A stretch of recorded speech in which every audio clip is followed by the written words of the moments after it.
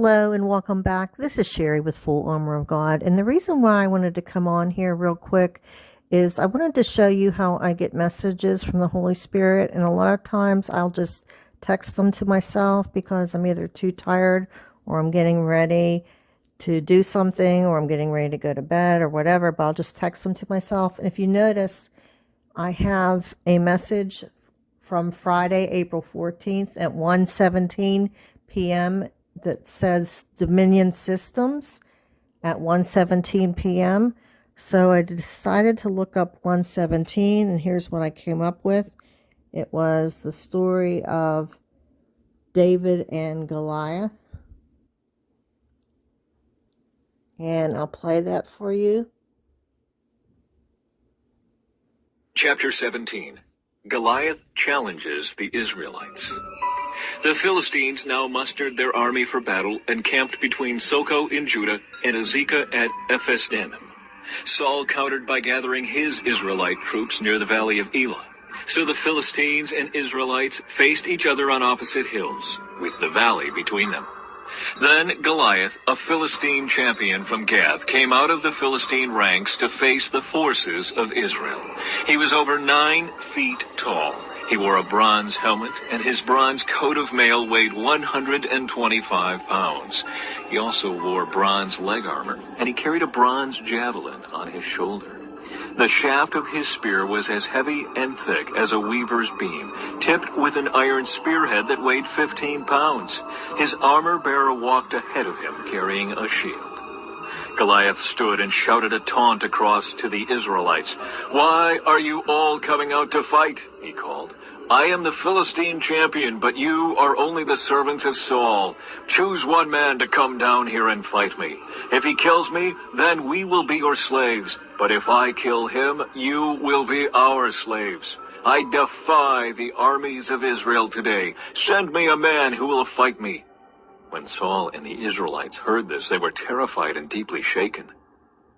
Jesse sends David to Saul's camp. Now David was the son of a man named Jesse, an Ephrathite from Bethlehem in the land of Judah. Jesse was an old man at that time, and he had 8 sons. Jesse's 3 oldest sons, Eliab, Abinadab, and Shimei, had already joined Saul's army to fight the Philistines. David was the youngest son. David's 3 oldest brothers stayed with Saul's army, but David went back and forth so he could help his father with the sheep in Bethlehem. For 40 days, every morning and evening, the Philistine champions strutted in front of the Israelite army. One day Jesse said to David, "Take this basket of roasted grain and these 10 loaves of bread and carry them quickly to your brothers. And give these 10 cuts of cheese to their captain. See how your brothers are getting along and bring back a report on how they are doing." David's brothers were with Saul and the Israelite army at the valley of Elah, fighting against the Philistines. So David left the sheep with another shepherd and set out early the next morning with the gifts, as Jesse had directed him. He arrived at the camp just as the Israelite army was leaving for the battlefield with shouts and battle cries. Soon the Israelite and Philistine forces stood facing each other, army against army. David left his things with the keeper of supplies and hurried out to the ranks to greet his brothers. As he was talking with them, Goliath, the Philistine champion from Gath, came out from the Philistine ranks. Then David heard him shout his usual taunt to the army of Israel. As soon as the Israelite army saw him, they began to run away in fright. "Have you seen the giant?" the men asked. "He comes out each day to defy Israel. The king has offered a huge reward to anyone who kills him. He will give that man one of his daughters for a wife, and the man's entire family will be exempted from paying taxes." David asked the soldiers standing nearby, "What will a man get for killing this Philistine and ending his defiance of Israel? Who is this pagan Philistine anyway, that he is allowed to defy the armies of the living God?" And these men gave David the same reply. They said, "Yes, that is the reward for killing him." But when David's oldest brother Eliab heard David talking to the men, he was angry. "What are you doing around here anyway?" he demanded. "What about those few sheep you're supposed to be taking care of? I know about your pride and deceit. You just want to see the battle." "What have I done now?" David replied. "I was only asking a question." He walked over to some others and asked them the same thing and received the same answer. Then David's question was reported to King Saul, and the king sent for him. David kills Goliath. "Don't worry about this Philistine," David told Saul. "I'll go fight him." "Don't be ridiculous," Saul replied.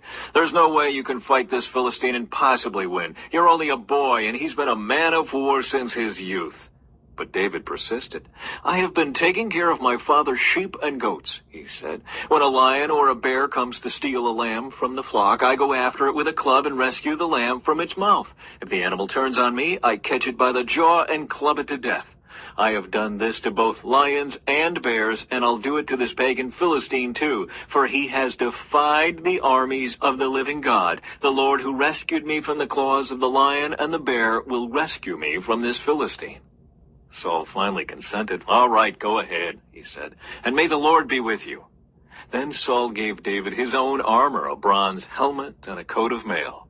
David put it on, strapped the sword over it, and took a step or two to see what it was like, for he had never worn such things before.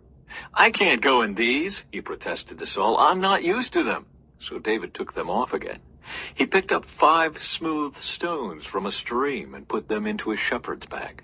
Then, armed only with his shepherd's staff and sling, he started across the valley to fight the Philistine. Goliath walked out toward David with his shield-bearer ahead of him, sneering in contempt at this ruddy-faced boy. "Am I a dog," he roared at David, "that you come at me with a stick?" And he cursed David by the names of his gods. "Come over here, and I'll give your flesh to the birds and wild animals," Goliath yelled. David replied to the Philistine, "You come to me with sword, spear, and javelin, but I come to you in the name of the Lord of heaven's armies, the God of the armies of Israel, whom you have defied. Today the Lord will conquer you, and I will kill you and cut off your head. And then I will give the dead bodies of your men to the birds and wild animals, and the whole world will know that there is a God in Israel.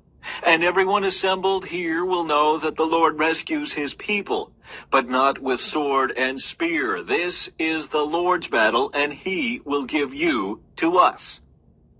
As Goliath moved closer to attack, David quickly ran out to meet him. Reaching into his shepherd's bag and taking out a stone, he hurled it with his sling and hit the Philistine in the forehead. The stone sank in, and Goliath stumbled and fell face down on the ground. So David triumphed over the Philistine with only a sling and a stone, for he had no sword. Then David ran over and pulled Goliath's sword from its sheath. David used it to kill him and cut off his head. Israel routs the Philistines. So that's the story of David and Goliath. And now we will get to what happened today for the settlement between Dominion Voting Systems and Fox News. Here's a broadcast about the settlement of the lawsuit between Dominion Systems and Fox News.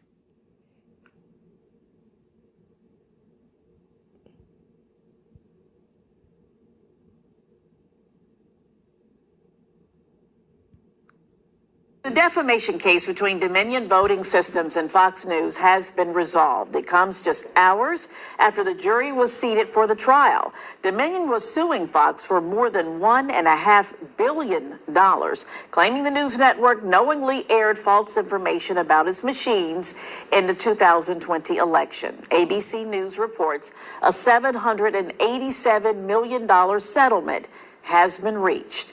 In a statement, Fox News says it's pleased to have settled, and it acknowledges the court's ruling, which found certain claims about Dominion to be false. Dominion's lead attorney says, quote, "The truth matters. Lies have consequences. We'll keep monitoring for new developments and keep you posted as we learn more."